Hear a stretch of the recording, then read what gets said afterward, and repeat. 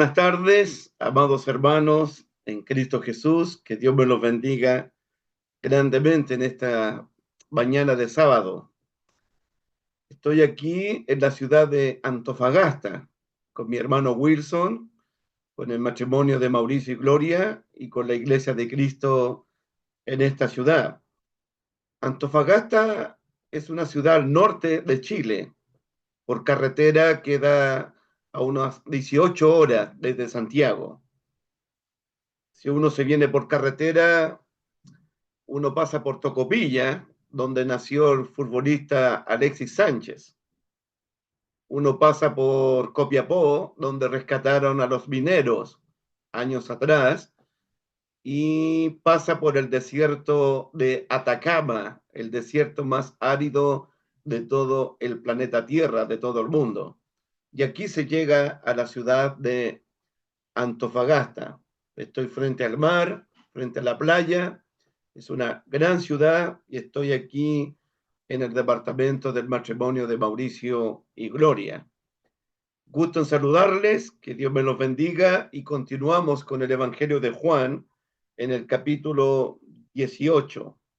Evangelio de Juan, capítulo 18. Estamos considerando el arresto de Jesús. Estuve pensando de que en el arresto de Jesús se están cumpliendo otras escrituras del Antiguo Testamento. Por ejemplo, en el Salmo 27, versículo 1 al 3, me gustaría que buscaran Salmo 27, versículo 1 al 3. El salmista dice esto, y pensemos en lo que está pasando en Juan capítulo 18. El salmista dice: Jehová es mi luz y mi salvación. ¿De quién temeré? Jehová es la fortaleza de mi vida. ¿De quién he de atemorizarme? Cuando se juntaron contra mí malignos, mis angustiadores y mis enemigos para comer mis carnes, ellos tropezaron y cayeron. Cuando se juntaron los malignos, cuando se juntaron los enemigos de Jesús, estos tropezaron y cayeron. Y mira Juan 18, versículo 6. Cuando les dijo Jesús, yo soy, retrocedieron y cayeron a tierra. Por eso veo que hay una conexión entre Juan 18 y el Salmo 27, versículos 1 al 3. También el Salmo 40, versículo 14, David dice: sean avergonzados y confundidos a una los que buscan mi vida para destruirla. Vuelvan atrás y avergüéncense los que mi mal desean. Hay escrituras del Antiguo Testamento que se están cumpliendo aquí en Juan capítulo 18. Me quedé asombrado, con el versículo 6, Juan 18, versículo 6, cuando Jesús les dijo, yo soy, retrocedieron los alguaciles, la policía, los soldados romanos y todos los que estaban en esa noche, algunos de los principales sacerdotes, de los ancianos, retrocedieron y cayeron a tierra. Y cuando Jesús dice, yo soy, y retrocedieron y cayeron a tierra, me pregunté cómo esta policía, estos soldados, estos enemigos de Jesús, continuaron en querer arrestar, querer prender a nuestro Señor Jesucristo.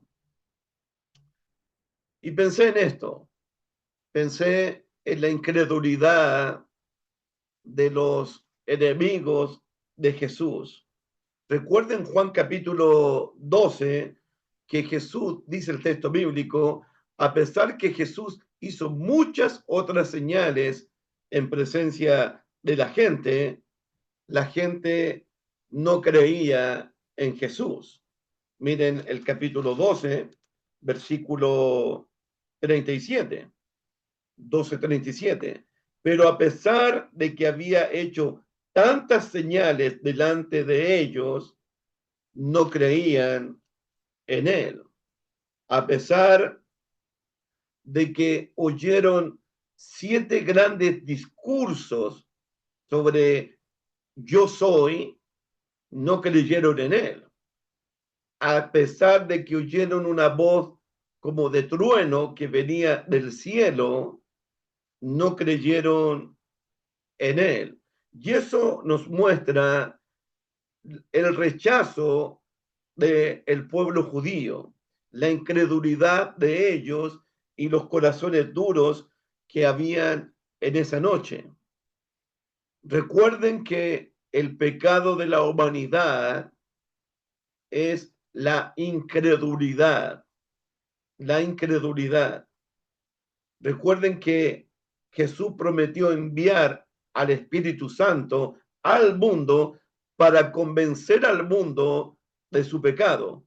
¿Y cuál es el pecado del mundo? Por cuanto no creen en mí. Las señales no convencieron a este pueblo, ni la voz del cielo, ni los sermones. Y aquí ellos están viendo algo extraordinario. Jesús les dijo, yo soy, y todos retrocedieron y cayeron a tierra, pero esas palabras de Jesús, la presencia de Jesús, no los convenció porque ellos continuaron con el arresto, porque sus corazones estaban endurecidos. Dice Juan capítulo 18, versículo 7, volvió pues a preguntarles Jesús, ¿a quién buscáis? Y ellos dijeron, a Jesús Nazareno. Respondió Jesús, os he dicho que yo soy. Pues si me buscáis a mí, si ustedes me buscan a mí, dejen ir a estos, a los discípulos. Y esto lo dijo para que se cumpliese una escritura, para que se cumpliese otro dicho de Jesús. Miren Juan capítulo 17, por ejemplo, versículo 12. Cuando Jesús oró por los apóstoles, Juan capítulo 17, versículo 12, dice el texto, cuando estaba con ellos en el mundo, yo los guardaba en tu nombre. A los que me diste, yo los guardé y ninguno de ellos se perdió. Ninguno de ellos se perdió, sino el hijo de perdición, para que la escritura se cumpliese. Ninguno de ellos se perdió para que la escritura se cumpliese. Y aquí en Juan capítulo 18, Jesús les dice, os he dicho que yo soy, versículo 8, pues si me buscáis a mí, dejad ir a esto, versículo 9, para que se cumpliese aquello que había dicho en Juan 17, versículo 12. De los que me diste, no perdí ninguno. Ninguno perdí, Padre, de lo que usted me dio. Hablando con mi hermano Wilson, que está al lado mío aquí, estábamos hablando sobre si existe la posibilidad de que los discípulos de Cristo se puedan perderse, extraviarse, naufragar. Wilson me decía que alguien le hizo la pregunta si la salvación se pierde o no. Y yo le dije que no, esa no es la pregunta, Wilson, porque la salvación es de Dios, la salvación es eterna. La pregunta sería, ¿existe la posibilidad de que algún cristiano, algún discípulo, algún creyente se pierda o se extravíe del camino? La pregunta no es si la salvación se pierde o no. La pregunta es si el cristiano, si el discípulo de Cristo, que ha recibido la salvación, que ha recibido el perdón de pecado, que ha nacido de nuevo, ¿puede extraviarse? ¿Puede perderse? Jesús está diciendo aquí, de los que me diste, ninguno se perdió. Entonces, mucha gente cree que los discípulos no pueden perderse, no pueden extraviarse. Pero pensé en la mente de los apóstoles. Por ejemplo, Primera de Corintios capítulo 8. Mira cómo piensan los apóstoles en cuanto a esto, si el cristiano, si el hermano puede extraviarse o puede perderse. Primera de Corintios capítulo 8, dice el texto bíblico, hablando del hermano fuerte y del hermano débil.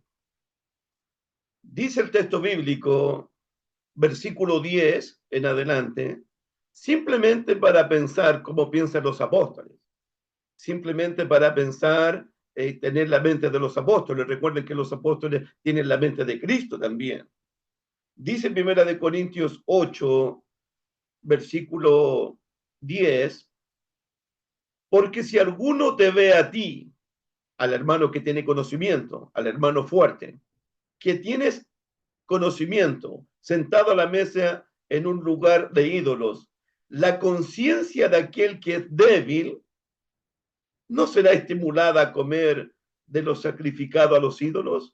Y aquí viene, y por el conocimiento tuyo, mira lo que dice Pablo, y por el conocimiento tuyo se perderá el hermano débil porque en Cristo murió. Ahí está. Lo leo de nuevo. Y por el conocimiento tuyo se perderá el hermano débil porque en Cristo murió. Es decir, que en la mente apostólica un hermano puede perderse, puede extraviarse, puede salirse del camino. Versículo 12, de esta manera pues pecando contra los hermanos, hiriendo su débil conciencia, contra Cristo pecáis. Por lo cual, si la comida le es a mi hermano ocasión de caer, no comeré carne jamás, para no poner tropiezo a mi hermano, para que mi hermano no se pierda. En Romanos capítulo 14, Pablo dice en el verso 15, Romanos 14, 15, pero el mismo concepto, la misma idea, pero si por causa de la comida tu hermano no es contristado, ya no andas conforme al amor. No hagas que por la comida tuya se pierda aquel por quien Cristo murió. Nuevamente, no hagas que por la comida tuya se pierda aquel por quien Cristo murió. Entonces la pregunta no es si la salvación se pierde. La pregunta es, un hermano en Cristo, un hermano por el cual Cristo murió, ¿se puede perder? Pablo dice, sí. En este caso, otro hermano que es más fuerte, que tiene más conocimiento, puede ser piedra de tropiezo, piedra de escándalo para un hermano débil. Y ese hermano débil se escandaliza y tropieza y puede perderse, por el cual Cristo murió. Me pregunté también, conversando con Wilson, si los discípulos no se pueden perder, salvo siempre salvo, salvo una vez, salvo para siempre. Entonces, ¿por qué, me pregunto, por qué Jesús oró en Juan 17, Padre, líbralos del maligno, protégelos del mal? Si el hombre es salvo y siempre salvo, ¿por qué Jesús está orando para que el Padre los libre del maligno o los libre del mal? Si el cristiano no puede perderse, entonces, ¿Por qué el diablo anda como león rugiente alrededor de los cristianos buscándolos para devorarlos?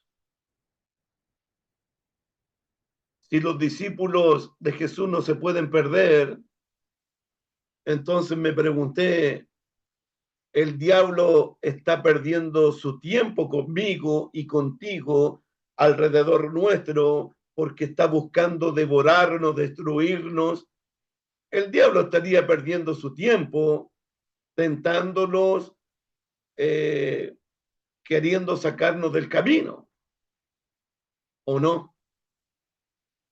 Entonces, me pregunté, si el cristiano no se puede perder, ¿por qué tenemos tantas advertencias en la palabra de Dios? Les decía el hermano Wilson en Apocalipsis capítulo 2, cuando Jesucristo alaba a la iglesia de Efeso, la alaba por sus buenas obras, porque aborrece a los nicolaitas, por su fe, por su perseverancia, por su trabajo. Pero Jesús le dice a la iglesia de Cristo de Efeso, pero tengo contra ti que has perdido tu primer amor. Jesús le dice, arrepiéntete y a las primeras obras, o si no, aquí está la amenaza, aquí está la advertencia, o si no, vendré sobre ti y quitaré tu candelero de su lugar si no te hubieses arrepentido. Wow. Si la iglesia de Cristo de Efeso no se arrepiente y no vuelve a su primer amor, Jesús quitará el candelero de su lugar. Es decir, que la iglesia de Cristo de Efeso dejará de ser la iglesia de Cristo en Apocalipsis. Dejará de existir si no tuvieras arrepentido. ¿Por qué Jesús le dice a la iglesia de Sardi, tiene el nombre de que vives, pero estás muerto? Porque dices, no eres frío ni caliente, eres tibio. Ojalá fuese tibio, frío, caliente, pero nunca tibio.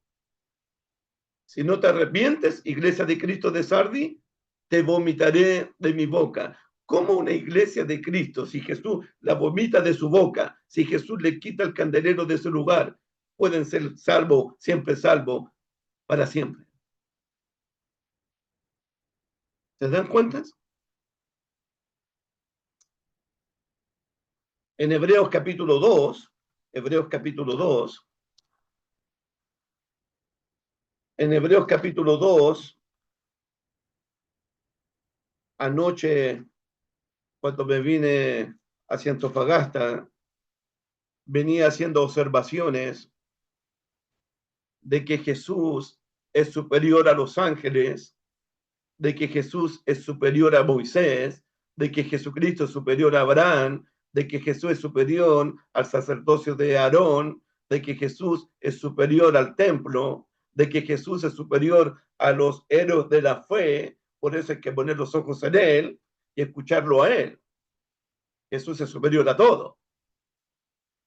Y en el capítulo 2 dice el escritor de Hebreos, por tanto es necesario que con más diligencia atendamos a las cosas que hemos oído acerca de Jesús, el creador, el sustentador, la imagen misma de su sustancia, quien purificó nuestros pecados con su sangre, quien se sentó a la diestra de Dios, adórenle todos los ángeles de Dios.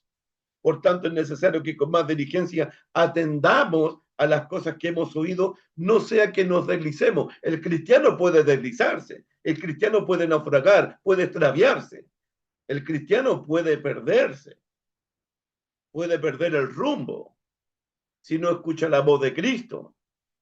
Versículo 2, porque si la palabra dicha por medio de los ángeles fue firme, y toda transgresión y desobediencia recibió justa retribución, Dios castigó toda desobediencia, Dios castigó toda transgresión en el pacto antiguo. La pregunta del escritor de Hebreo es, ¿cómo escaparemos nosotros si descuidamos una salvación tan grande? ¿Cómo escaparemos nosotros? Pregunta, hermano, Si los del pacto antiguo no escaparon por desobedecer a Dios, por transgredir la ley de Dios, el escritor dice, ¿cómo escaparemos nosotros? Si los del pacto antiguo no escaparon, ¿cómo escaparemos nosotros? Dice él. Si descuidamos una salvación tan grande, ¿cómo pueden decir que el discípulo no puede perderse, salvo siempre salvo? ¿Por qué están estas advertencias aquí? Mira el capítulo 12 de Hebreos. Hebreos comienza así y Hebreos termina así. Hebreos capítulo 12, versículo 25.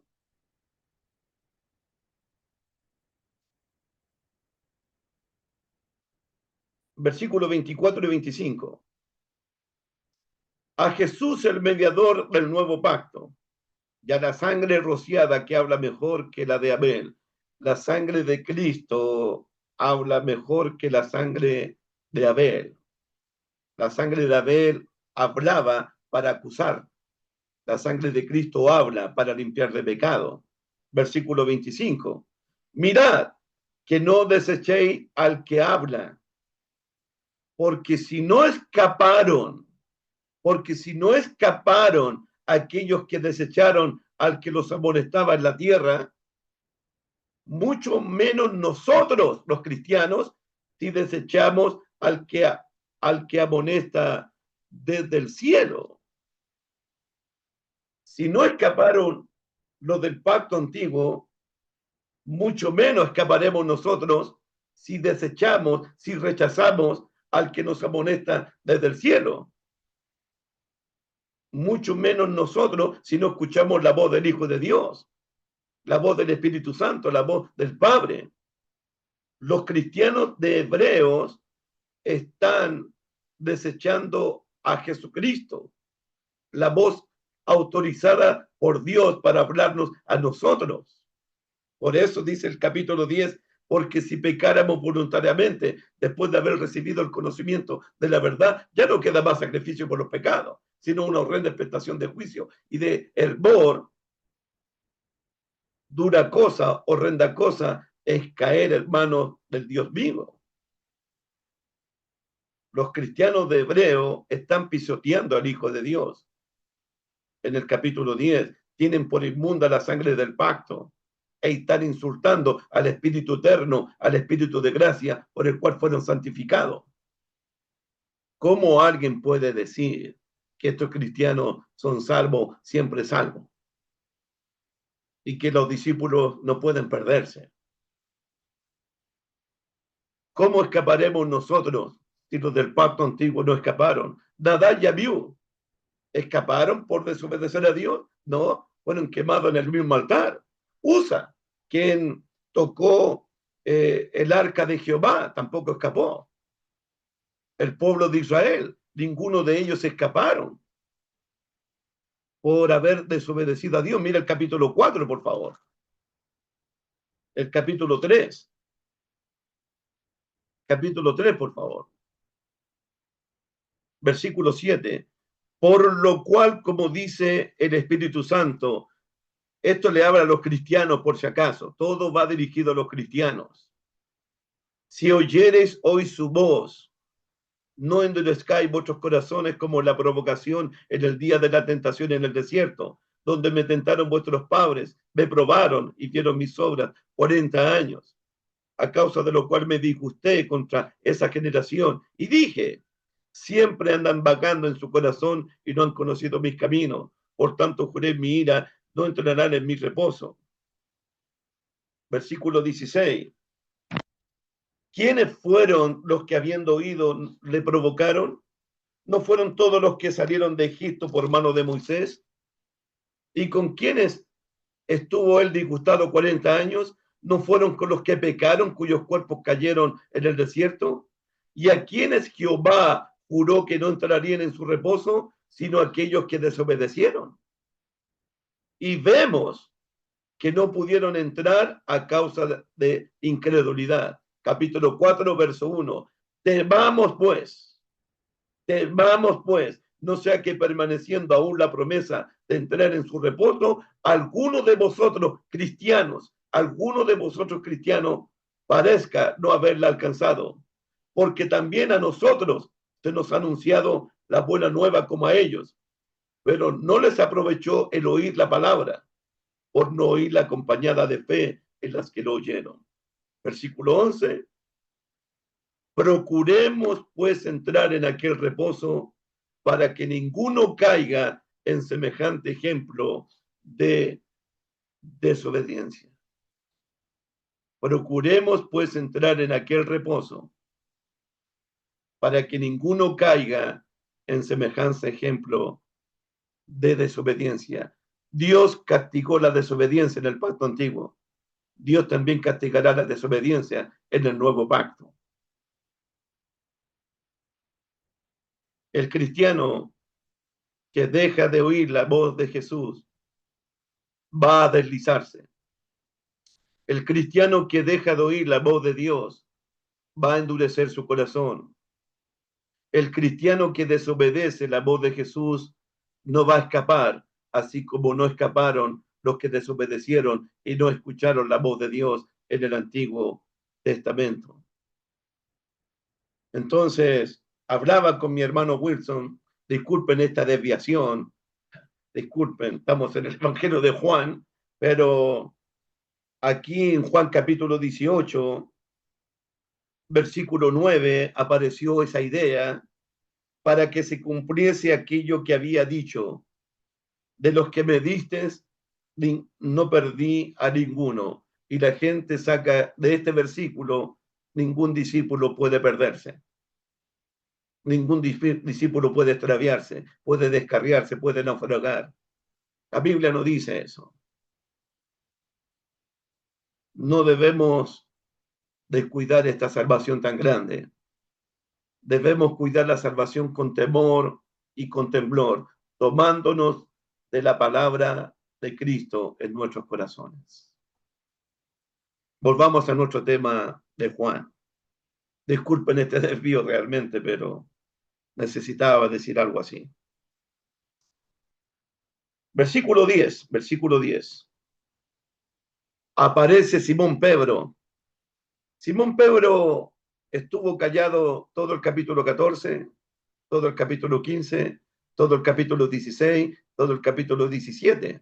A Simón Pedro lo hicieron callar en el capítulo 13, cuando Jesús le dijo: esta noche, antes que el gallo cante, me negarás 3 veces. Hasta ahí apareció Pedro y había desaparecido. Ahora apareció de nuevo. ¿Y cómo aparece Simón Pedro? Versículo 10. Entonces Simón Pedro, que tenía una espada, la desenvainó y dio al siervo del sumo sacerdote y le cortó la oreja derecha, y el siervo se llamaba Marcos. ¿Qué podemos hacer con Simón Pedro, hermanos queridos? ¿Qué podemos hacer con el carácter enérgico de Simón Pedro?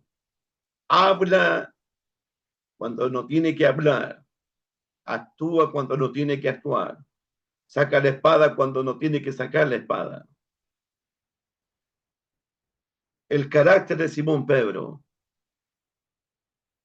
Recuerdo cuando Jesús le habló de su muerte, de su sepultura, de su resurrección, y Pedro comenzó a reconvenir a Jesús, comenzó a llamarle la atención a Jesús: que nada de esto, Señor, te acontezca. Donde Jesús le dijo: apártate de mí, Satanás. Y cuando Jesús, aquí en Juan, en el capítulo 13, comienza a lavarle los pies a los apóstoles, y cuando llega a Simón Pedro le dijo: jamás me lavarás los pies a mí, ordenándole a Jesús: usted a mí jamás va a lavarme los pies. Ese era Simón Pedro. Simón Pedro, hermano, está equivocado, como algunos cristianos están equivocados. Simón cree que las armas de Dios contra el maligno, contra las tinieblas, contra la oscuridad, contra los enemigos. Simón cree que las armas de Dios son carnales, son con espadas, son con ejército. Simón Pedro nunca leyó Zacarías capítulo 4, versículo 6, cuando Jehová dijo, no es con espada, no es con ejército, es con mi espíritu.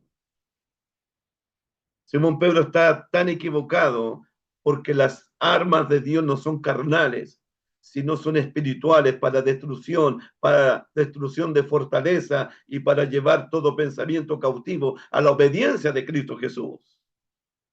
La lucha no es contra carne ni sangre, sino contra principados, contra potestades, contra gobernadores de las tinieblas de maldad en este siglo.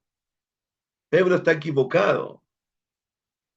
Está tan equivocado que viene una compañía de soldados romanos, vienen alguaciles del templo, vienen los principales sacerdotes, vienen ancianos, viene la policía, viene hasta un representante del sumo sacerdote, Malco. Y Pedro él cree que con una espada le va a cortar la cabeza a todo el mundo. Así de equivocado está. Y cuando él trata de cortarle la cabeza a uno, eso fue muy riesgoso de parte de Simón Pedro. ¿Por qué? Porque pone en riesgo la vida de los demás discípulos. Imagínate que se hubiese armado una discusión, una pelea, un alboroto, y más de uno hubiese salido muerto de todo eso. Así está equivocado Simón Pedro. Simón Pedro está tan equivocado como algunos cristianos. Él quiere resolverle el problema al Señor. Él quiere resolverle la situación al Señor. Así de equivocado está Simón Pedro. Simón Pedro no permite que el Señor resuelva el problema, resuelva la situación. Simón Pedro está equivocado porque no se da cuenta que se están cumpliendo las escrituras del Antiguo Testamento, las escrituras de Zacarías, de los Salmos. Simón Pedro está tan equivocado de que él cree defender a Jesús. Miren, hace un minuto atrás, Jesús dijo, yo soy, y todos retrocedieron y cayeron a tierra. Pedro vio eso, vio el poder de Jesús, la autoridad de Jesús, la palabra poderosa de Jesús, pero igual él saca una espada para cortar a uno. Así está de equivocado. Jesús dijo, mi reino no es de este mundo.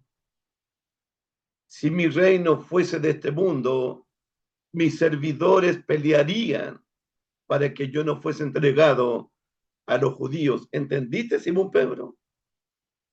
Jesús tiene un ejército celestial, un ejército espiritual para defenderlo, para protegerlo a él. Simón, yo no necesito que tú me defiendas, yo no necesito que tú me protejas. Yo tengo un ejército celestial que puede defenderme, pero mi reino no es de este mundo. Si mi reino fuese de este mundo, yo oraría al Padre y el Padre me daría una legión de ángeles que vinieran a defenderme a mí. Lo delicado de esto es que Simón Pedro, una vez más, está siendo un instrumento de estorbo, de tropiezo, es un obstáculo Simón Pedro, porque aquí se están cumpliendo los propósitos de Dios. Aquí se están cumpliendo las profecías del Antiguo Testamento. Aquí se están cumpliendo lo anunciado por los profetas. Y Simón Pedro está estorbando, se está oponiendo a los propósitos de Dios, a que se cumplan los propósitos de Dios. Uno tiene que tener cuidado de no ser instrumento para estorbar los propósitos de Dios. Recuerden, la iglesia estaba creciendo en Hechos capítulo 4, en Hechos capítulo 2. La iglesia crecía, se convirtieron como 5,000. Hechos 4, verso 5. Y un matrimonio llamado Ananías y Zafira hipócritamente actuaron, le mintieron al Espíritu Santo y cayeron muertos. Ananías y Zafira detuvieron el avance del reino de Dios. Ananías y Zafira fueron instrumentos que obstaculizaron los propósitos de Dios. Por la mentira de Ananías y Zafira, el crecimiento se detuvo en la iglesia. Luego hubo otro atentado contra el crecimiento de la iglesia de Cristo, cuando las viudas de los griegos murmuraban contra las viudas de los hebreos y la iglesia se detuvo, Hechos capítulo 6, por la murmuración de algunos hermanos. Entonces, las murmuraciones, la hipocresía, detuvo el crecimiento del reino de Dios en Jerusalén. Y recuerden a Bar Jesús, cuando Pablo le estaba predicando a Sergio Pablo, el procónsul, Bar Jesús se opuso a las palabras de Pablo y quiso apartar al procónsul del camino del Señor, donde Pablo le dice: oh hijo del diablo, lleno de engaño y de injusticia, ¿hasta cuándo vas a trastornar los caminos del Señor? Vas a quedar ciego por un tiempo, y quedó ciego por un tiempo. Porque hay personas como Simón Pedro, como Ananías y Zafira, como las murmuraciones de Hechos capítulo 6, como Bar Jesús, que detienen el crecimiento en el reino de Dios. Son personas que se oponen a que se cumplan los propósitos de Dios. El maligno está detrás de todo esto. Recuerden que Pablo en 1 Tesalonicenses capítulo 2, versículo 18, les dijo a la iglesia: he querido ir una y otra vez a ustedes, pero el maligno me ha estorbado. Entonces, uno tiene que tener cuidado. Simón Pedro cree que la está haciendo bien, cree que está haciendo lo correcto, pero está muy equivocado. Simón Pedro se está oponiendo a que se cumplan los propósitos de Dios. Simón Pedro se está oponiendo a que se cumplan las profecías de los salmos y lo que anunciaron los profetas, de que el Cristo iba a ser arrestado, iba a ser llevado a juicio, iba a ser declarado culpable y lo iban a llevar a una cruz. Juan 18, recuerden que se están cumpliendo los propósitos eternos de Dios. Que Dios me libre, hermano. Que Dios nos pueda librarnos de que seamos un obstáculo, seamos tropiezo para que se cumplan los propósitos de Dios en nuestras congregaciones. Nosotros no debemos detener el avance del reino, tenemos que ser instrumentos de bendición para la iglesia del Señor, para los propósitos de Dios. Recuerden el Salmo 138, versículo 8, Jehová cumplirá su propósito en mí. Uno tiene que pensar: Señor, ayúdame a cumplir con tus propósitos eternos. Ayúdame a ser instrumento de bendición, instrumento de honra, instrumento útil en las manos tuyas, Señor, para el pueblo de Dios. Pero Pedro no. Pedro no. Dice el versículo 10, Juan 18, 10. Entonces Simón Pedro, que tenía una espada, la desenvainó y dio al siervo del sumo sacerdote, al representante del sumo sacerdote. Es decir, pudo haber causado haber desatado una gran persecución ya contra los discípulos del Señor. Y le cortó la oreja derecha, y el siervo se llamaba Marco. El médico Lucas, en Lucas capítulo 22, el médico Lucas dice que la oreja de Marco fue restaurada inmediatamente por el Señor Jesús. Eso significa para mí que aquí podríamos encontrar el último milagro, la última señal hecha por Jesucristo y a uno de sus enemigos. podríamos estar aquí en el último milagro, en la última señal hecha por nuestro Señor Jesucristo, haberle sanado completamente la oreja a Malco. Y también esto indica que Juan, el que escribió, es testigo de todo lo que está sucediendo. Él conoce el torrente de Cedrón, conoce el monte de los Olivos y sabía que este Malco era siervo del sumo sacerdote. Eso me indica a mí que Juan ha sido testigo de todos los eventos que está pasando en este evangelio. ¿Y por qué es importante esta señal? Porque el evangelio de Juan fue escrito con ese propósito. Jesús hizo muchas otras señales en presencia de sus discípulos, las cuales no están escritas en este libro, pero estas señales se han escrito para que creáis que Jesús es el Cristo, el Hijo de Dios, y para que creyendo tengáis vida en su nombre. Aún así, con todas estas señales que Jesús hizo, muchos de la multitud no creían en Jesús. Para que ustedes se den cuenta de la incredulidad de la gente, de la dureza de corazón de esta gente. Leo de nuevo Juan capítulo 12, versículo 37. Juan capítulo 12, versículo 37. Pero a pesar de que había hecho tantas señales delante de ellos, tantas señales, no creían en él. A pesar de tantas señales, no creyeron en Jesús. ¿Cuál fue la respuesta de Jesús a todo esto? Juan 18, versículo 11. Jesús entonces dijo a Pedro,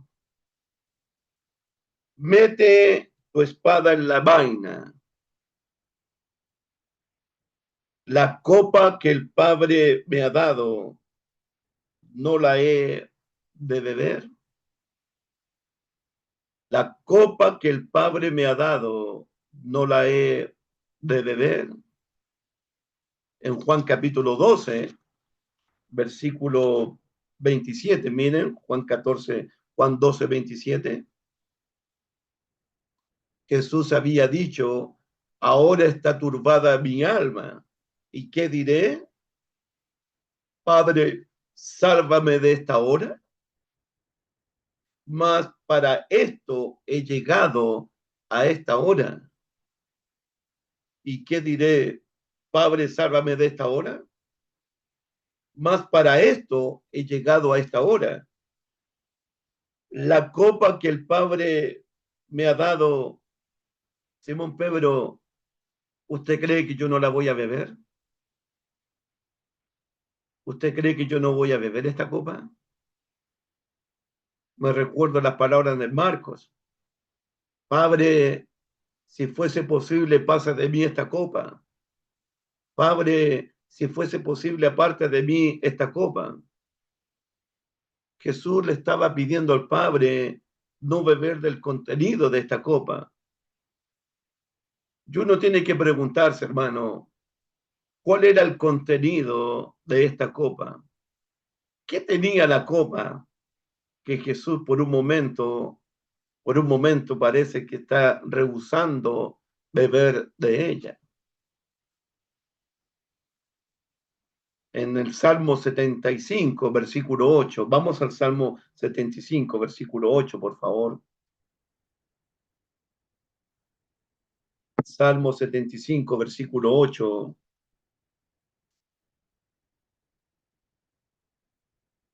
Porque el cáliz está en la mano de Jehová.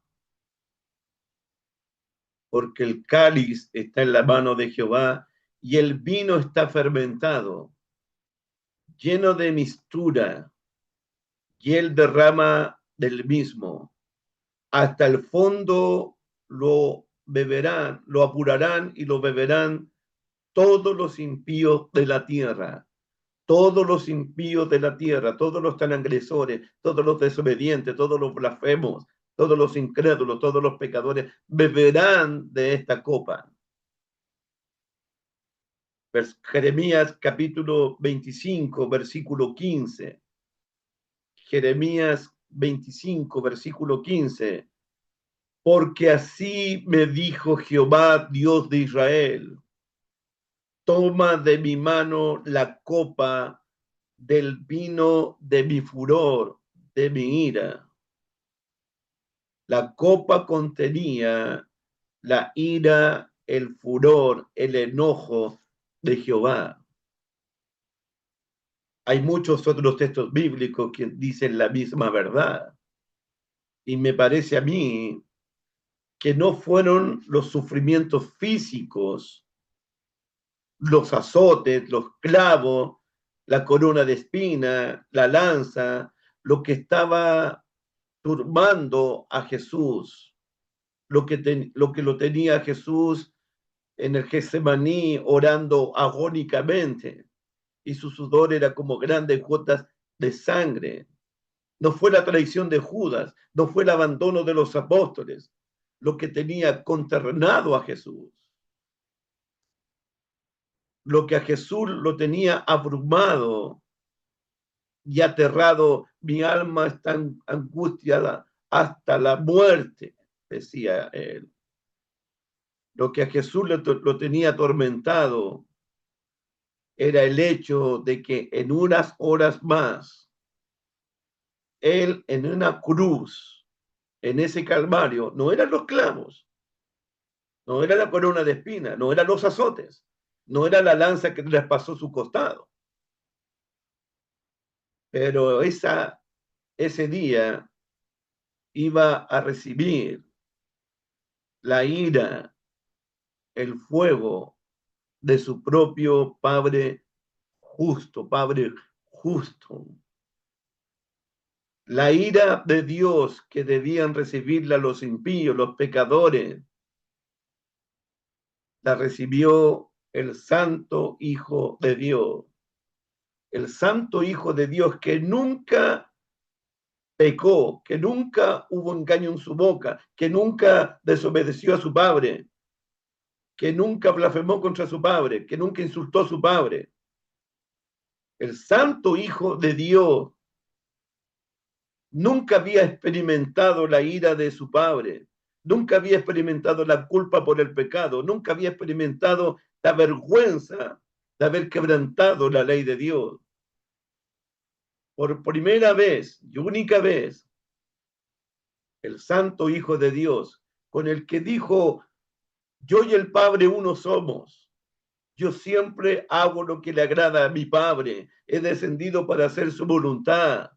El Padre está conmigo porque yo siempre hago lo que a él le agrada. Por primera vez, él iba a experimentar en esa cruz la maldición de su Padre, porque escrito estaba, maldito todo aquel que es colgado en un madero.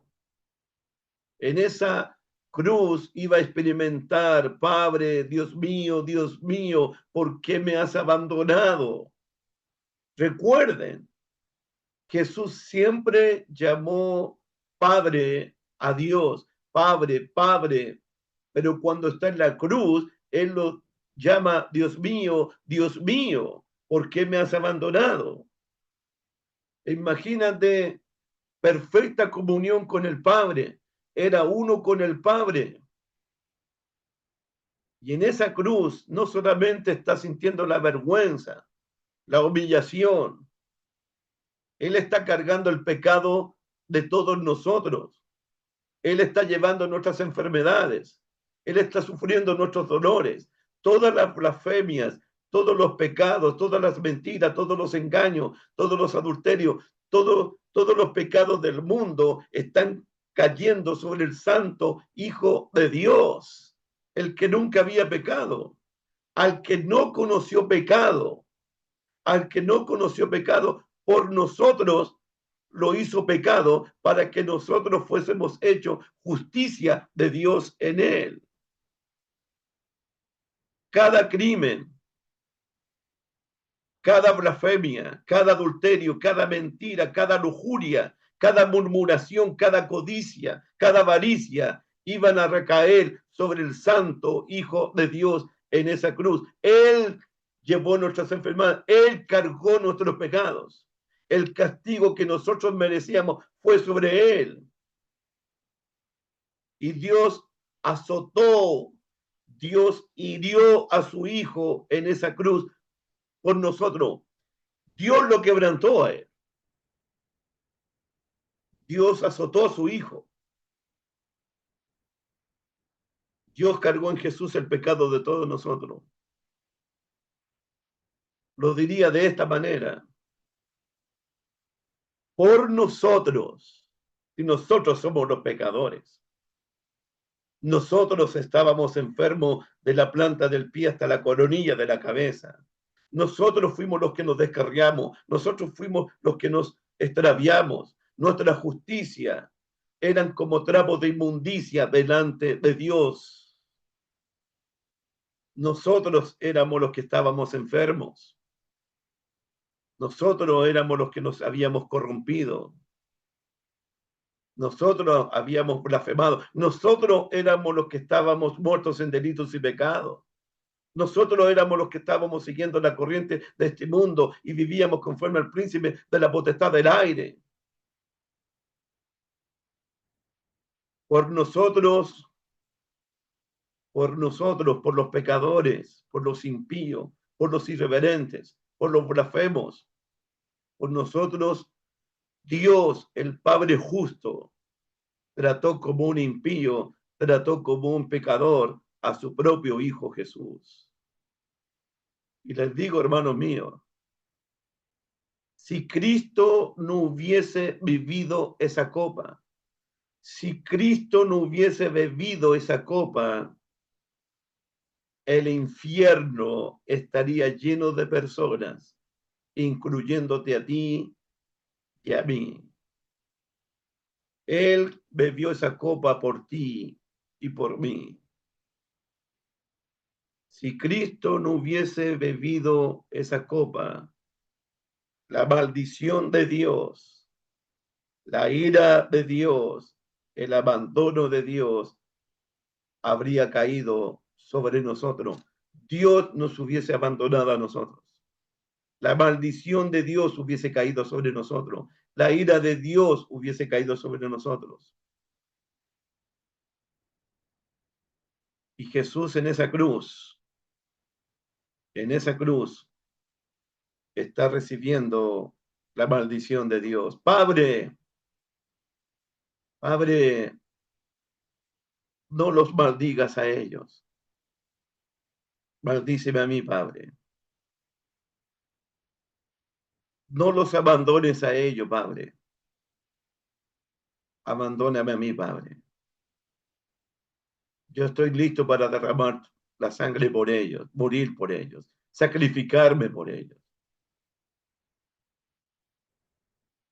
Jesús había descendido del cielo no para hacer su voluntad, sino la voluntad del Padre. Padre, pasa de mí esta copa, pero que no se haga como yo quiero, sino como tú quieres, Padre. Padre, que no se haga mi voluntad, sino que se haga tu voluntad, Padre. Jesús va a la cruz. Jesús está dispuesto a beber de esa copa porque Jesús amaba a su Padre. Él decidió ir a la cruz voluntariamente.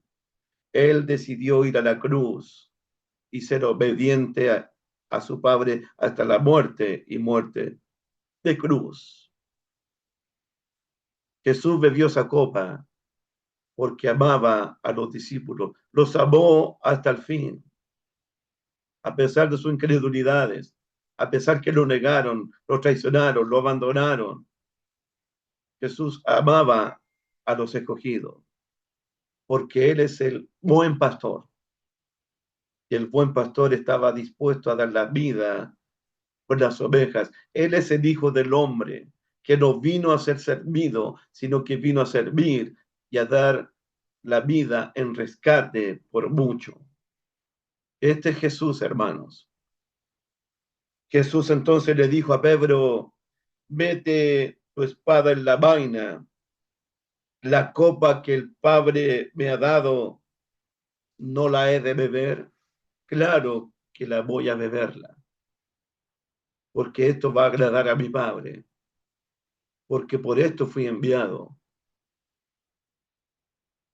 Este es el amor de Jesús, hermanos. Si Jesús no hubiese bebido de esta copa, nosotros todos hubiésemos estado perdidos eternamente y para siempre. El castigo que cayó sobre Jesús, que cayó sobre Jesús debía haber caído primero sobre nosotros. El justo muriendo por los injustos para reconciliarnos con Dios, para justificarnos con Dios, para llevarnos a la casa del Padre, a las moradas eternas. Juan capítulo 18, versículo 12. Entonces la compañía de soldados, el tribuno y los alguaciles de los judíos prendieron a Jesús y le ataron. Ataron al Hijo de Dios, porque lo van a llevar como oveja al matadero. Y Jesús no va a abrir su boca. Jesús no va a maldecir a los que lo están maldiciendo. Jesús no va a maldecir a los que están amenazándolo. Él va a encomendar la causa al que juzga justamente. Y cuando Él abra su boca, lo único que va a decir, Padre, perdónalos, porque no saben lo que hacen. Bendito sea el nombre de nuestro glorioso y Salvador Jesucristo. A Él sea la gloria, a Él sea el imperio, a Él sea la alabanza desde ahora y para siempre. Por Cristo hoy día hemos sido reconciliados, justificados y salvados por ese inmenso sacrificio hecho una vez y para siempre.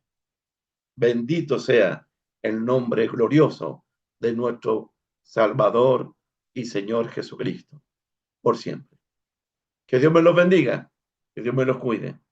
Continuamos, si Dios lo permite, el próximo sábado.